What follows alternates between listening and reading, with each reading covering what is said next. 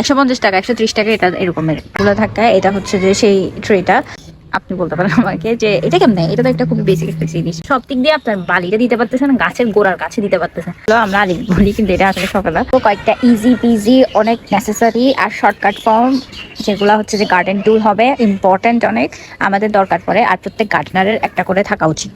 সব প্রথম যে গার্ডেন টুলের কথা বলবো সেটা হচ্ছে এখানে যেটা আপনি দেখতেছেন, এই যে এটা প্রথমটা হচ্ছে যে এই জিনিসটা যেটা আপনারা দেখতেছেন এটা হচ্ছে একটা সলিডারিং আয়রন।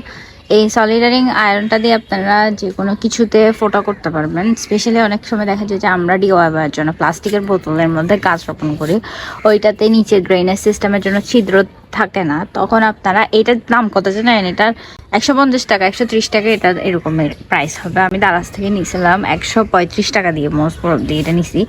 কিন্তু এটা এত কাজে দেয় আপনাদেরকে আমি এটার কাজ বলে শেষ করতে পারবো না। এটা যখন ইউজ করবেন তখন আপনারা এইভাবে সুইচটা অন করে দিবেন, কিছুক্ষণ রাখলে দেখবেন এটা গরম হয়ে গেছে। গরম করার পর জাস্ট এখানে আপনারা ফোটা করবেন, ওইখানে এইভাবে, এই যে দেখেন এইভাবে এইভাবে ধরে রাখবেন কিছুক্ষণ, দেখছেন?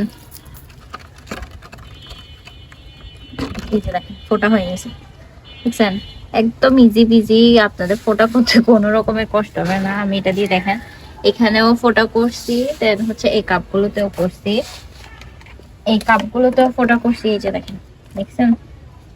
এই কাপগুলোর মধ্যেও ফোটা করছি সবগুলোতে। তো এটা হচ্ছে অনেক কাজের একটা জিনিস, আপনারা নিয়ে রাখতে পারেন, খুব অল্প দাম।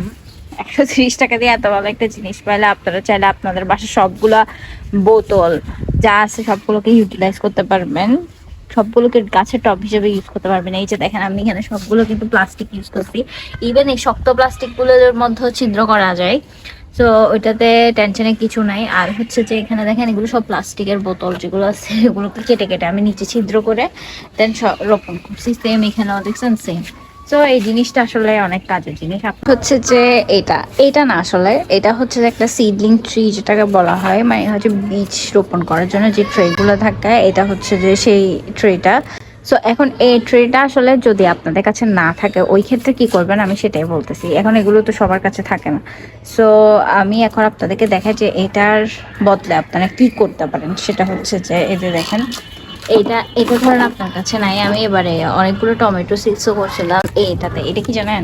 এগুলো আপনারা সবাই চেনেন যে বিস্কিটের মধ্যে যে প্লাস্টিকের যে বিস্কিট রাখার যে কন্টেনারগুলোর মধ্যে যে ইয়াগুলো থাকে প্লাস্টিকের, এগুলাই হচ্ছে যে এটা এটা আমি ইউজ করতেছি। এটা একটা দেখছেন শুধু নিচে ছিদ্র করে দিছি, এই যে ছিদ্র করে দিচ্ছি, এখানে সুন্দর মতো গাছ করা হয়, সেম এখানেও এখানে দেখেন এগুলো আমি ইউজ করতেছি। এগুলো এগুলো আসলে আরো ভালো, এগুলোতে একটু ছোট স্পেস কিন্তু সিডস বেশি করা যায়, তা ঠিক, কিন্তু হচ্ছে যে এগুলো আরো বেটার বেশি, কারণ বড় আর একটু সময় পান আপনি সিডস গুলোকে বড় হতে দেওয়ার জন্য একটু টাইম পান, সো এটা অনেকটাই বেটার।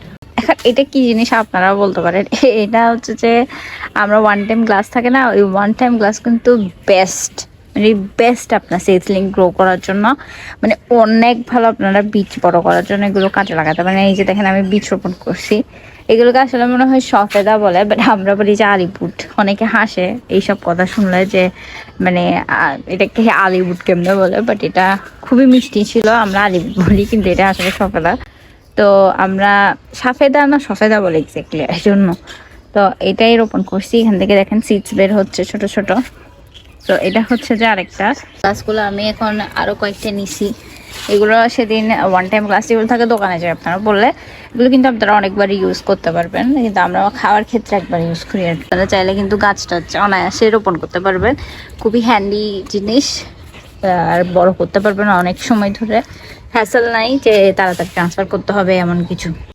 আপনি বলতে পারেন আমাকে যে এটা কেমনে, এটা তো একটা খুবই বেসিক একটা জিনিস ভাই। না, আমি আসলে এটার যে স্ট্রাকচারটা আছে এটার কথা বলবো, কারণ হচ্ছে যে স্ট্রাকচার আর একটা জিনিস স্ট্রাকচার ভালো হলে সেটা কতটা হ্যান্ডি হতে পারে সেটা আপনাদেরকে আমি দেখাই। এই যে আমরা মাটি নেওয়ার জন্য অনেক কিছু ইউজ করি, অনেক ধরনের টুলস আছে, আমি জাস্ট বোতলের উপরে পোর্শনটা দিয়ে এটা বানাইছি, বিশ্বাস করবেন? মানে বোতলের জাস্ট আপার পার্টটাকে এই যে এইভাবে কাটছি, মানে পুরো অংশটা আপনি সমান্তরাল ভাবে কাটবেন না, এরকম ত্রিকোণ আকারে কাটবেন। এই যে দেখছেন আমি এখানে কাটছি, যে বোতলের কাকটা রাখবেন অবশ্যই, কাক ছাড়া করবেন না, তাহলে আপনার যা সহজ হবে, কাকটা রাখবেন। আর এটার এত বেনিফিট কেন জানেন? এটা যে আকৃতিতে কাটা সেটা হচ্ছে এটার ইম্পর্টেন্ট একটা জায়গা। 180 ডিগ্রি করেও বলি তাহলে আমি কিন্তু এটা পুরা মানে 90 ডিগ্রি অ্যাঙ্গেলে কাটি নাই, আমি এটা 45 ডিগ্রি করে কাটছি উপরের অংশে, যাতে হচ্ছে যে কেন কাটছি সেটা আমি আপনাদেরকে দেখেন। ধরেন আমি এখান থেকে বালি নিচ্ছি, এ দেখছেন বালি নেওয়াটা কি সহজ আমার দ্বারা। এ দেখেন বালিটা নিতে আমার কি সুবিধা হচ্ছে দেখেন, এই যে আমি বালি নিলাম, ঠিক আছে। এটার থেকেও বেশি ইজি কি জানেন, বালি অ্যাপ্লাই করা।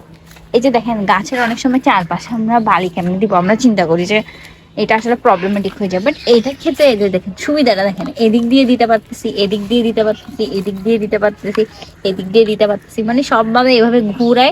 এই যে দেখেন আপনি এভাবে ঘুরাই বালিটা দিতে পারতেছেন, সব দিক দিয়ে আপনার বালিটা দিতে পারতেছেন, গাছের গোড়ার কাছে দিতে পারতেছেন।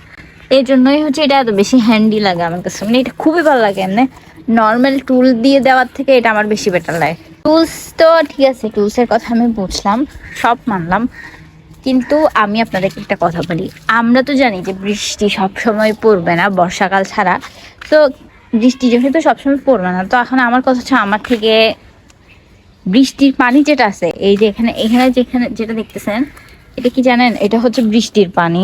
আমি সংগ্রহ করে রাখছি বৃষ্টির পানিগুলা, তার কিছু একটা বানাইতে চাই যাতে আমি এই পানিগুলো ইউজ করি, কারণ বৃষ্টির পানি এমনিতে অনেক মিনারেলস থাকে এখানে, মানে অনেক মিনারেলস, অনেক এনরিচ, যে কোনো পানি থেকে মিষ্টি পানি বেটার।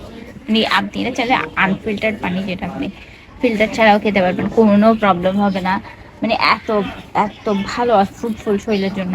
সো আমি কি করি, কাছেও সেম কাজ করি, এখানে আমি এক বয়ম রেখে দিছি, যাতে হচ্ছে যে আমি এটা পরবর্তীতে কোনো সার বানালে সেখানের মধ্যে এই পানিটা দিতে পারি। এটা আসলে আমি অনেক অলস, তো এই কারণে নিজে এত যে অলস, সেই কারণে আসলে কিছু করে রাখতে হয়, সেই কারণে আমি এটা করে রাখছি। সেটা হচ্ছে ডিমের খোসা আছে না, এই ডিমের খোসাটাকে আমি কি করি জানেন, ডিমের খোসা আর এটাকে অনেক সময় আমি ডাইরেক্টলি উপরে মাটির সাথে হালকা একটু মিক্স করে দিয়ে মানে হচ্ছে ছিটাই দিই। এখন আপনারা বলতে পারেন যে আপনারা অনেক সময় ডিমের খোসা দেন, এখন এইভাবে এইভাবে যদি ব্ল্যান্ড করে রাখেন, এটা 1 বছর ভালো থাকতে পারে। কিন্তু এরকম হচ্ছে আপনি মাসের পর মাস, বছরের পর বছর আপনি এখান থেকে নিয়ে ইউজ করতে পারবেন, নষ্ট হবে না।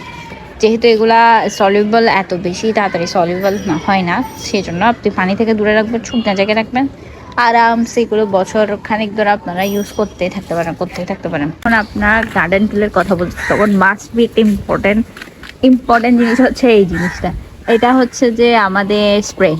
সো এখন স্প্রে খেতে দরকার, এটা হচ্ছে মাঝে মাঝে দেখা যায় যে গাছের গোড়ার বা ভিতরের সাইড থেকেও বেশি গাছের উপরে অংশে একটু স্প্রে এর প্রয়োজন পড়ে, যেমন ফাঙ্গাস থাকে, দেখা যায় পাতায় অনেক বেশি ফাঙ্গাস হয়, পাতায় অনেক বেশি পোকামাকড় হয়। এই যে দেখেন এইভাবে স্প্রে করে দিবেন গাছের মধ্যে, যাতে কোনো পোকা টোকা থাকলে আল্লাহ হাফিজ টাটা বাই বাই বলে দেয়। আরেকটা দিকে মজার জিনিস থাকে, সেটা হচ্ছে এটা হচ্ছে আমার মেকআপের ব্রাশ, হচ্ছে মেকআপের ব্রাশ, কিন্তু আমি এটা কি করি জানেন, এই যে ফাঙ্গিসাইড কিনেছিলাম, ফাঙ্গিসাইডগুলা আমি কি করি, যে পানি দিয়ে একটু ভিজাই, আপনি যদি গাছের গোড়ার মধ্যে মানে হচ্ছে গাছের আগার যদি গাছ কাটেন বা গ্রাফটিং করেন, ওই ক্ষেত্রে উপরে অংশে একটু এই ব্রাশগুলো দিয়ে পেইন্ট করে দিবে, যাতে হচ্ছে যে উপর অংশটা শুকায় না যায়, ফাঙ্গাস না ধরে, এই কারণে এটা দেওয়া হয় আর কি। তো এটা না থাকলে হলুদ ইউজ করবেন। এখন দেখছেন কত অল্প, কারণ আমি এটা ইউজই করি না, বেশিরভাগ ইউজ করি হলুদ। সো বাসায় যেটা সেটা ইউজ করলে বেটার, আমার থেকে এগুলো আসলে ওয়েস্ট অফ মানি লাগে। সো আপনাদের তো গার্ডেনের জন্য কোনো না কোনো নাইফ থাকবে, রাইট?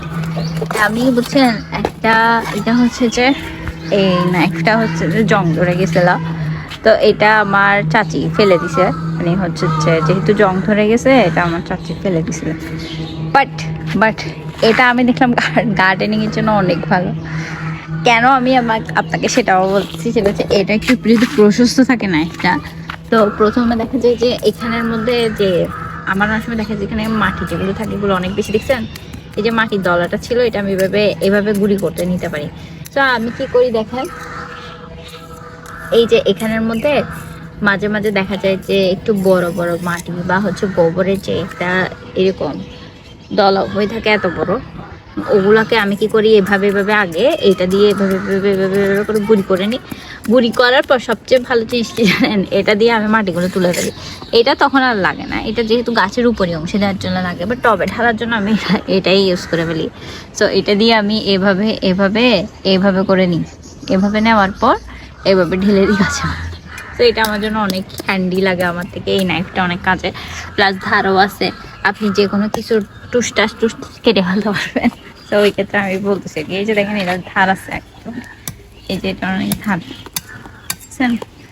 তো এটা আমার থেকে ভালো লাগে এই কারণে, এই জন্য এটা। তো আপনারা চাইলে আমার মতো এইভাবে হ্যাঙ্গিং বানাতে পারেন। আমি এখানে হ্যাঙ্গিংটা বানাইছি, দেখছেন? এটা পুরাই আমি বানাইছি। তাদেরকে আমি বললাম না যে আমি তেমন একটা ফাঙ্গিসাইড ইউজ করি না, এই যে দেখেন কেন ইউজ করি না। আমি হচ্ছে এমনিতে হলুদ বেশি ইউজ করি, আমার বাসায় যেটা আছে আমি এটা ইউজ করি। শুধু শুধু কিনবো কেন যদি আমি বাসা থেকে এত ভালো জিনিস পাই? তো আমি কি করি, এটা ইউজ করি, এরকম লম্বা বোতল ইউজ করি। কারণ হচ্ছে যে যে কোনো একটা ঢালের নিচের অংশ যখন গ্রাফটিং করি, ওখানে হলুদ যখন লাগাতে হয় একটু নাড়লে এইভাবে হয়ে যায়, দেখা যায় যে ওখানের মধ্যে সুন্দরভাবে চারিদিকে লেগে যায় হলুদগুলা, তো ফাঙ্গাস অ্যাটাক হয় না। এমনিতেও বাগানে আমি মাঝে মাঝে এইখান থেকে একটু একটু নিয়ে নিয়ে টবের উপরে একটু ছিটাই দিয়ে তারপর পানি দিয়ে দিই। এদিকে একটা মজার জিনিস দেখায়, এটা হচ্ছে ভাঙা টব। ভাঙা টবটার মধ্যে আমি কি করছি দেখেন, ভাঙা টবটার মধ্যে গাছ রোপণ করছি। এগুলো কোনগুলো জানেন? এই গাছগুলো কিন্তু তেমন একটা ড্রেনেজের দরকার পড়ে না, স্বেচ্ছাতে জায়গায় ভালো হয়, এই জন্য আমি এখানের মধ্যে রোপণ করছি। আর এমনি এখানে এতগুলা কিন্তু পানি হোল্ড করবে না, কারণ এখানে নিচে তো দেখছেনই পানি পড়ে যাবে, এক্সট্রা পানি যদি হয়ে থাকে। তারপরে হচ্ছে যে এটা, এখন এটা আমি আসলে বানাইছি একটু ক্রিয়েটিভিটি দিয়ে। আমি কি করছি, উপরে দেখলাম যে এই পাথরগুলোর মধ্যে দিয়ে জাপানি গোলাপ হয়েছে। তো পরে যখন আমি দেখলাম যে আসলে হয়, তো আমি তারপরে নিজে রোপণ করছি। এটা কি জানেন? এটা হচ্ছে যে একটা জুতার, এটা যেহেতু এখন ফেলে দিছে, তো আমি এটাতে গাছ গাছ রোপণ করছি। আস্তে আস্তে আরো বাড়াবো এটা, মানে আরো বেশি করব, সুন্দর করব।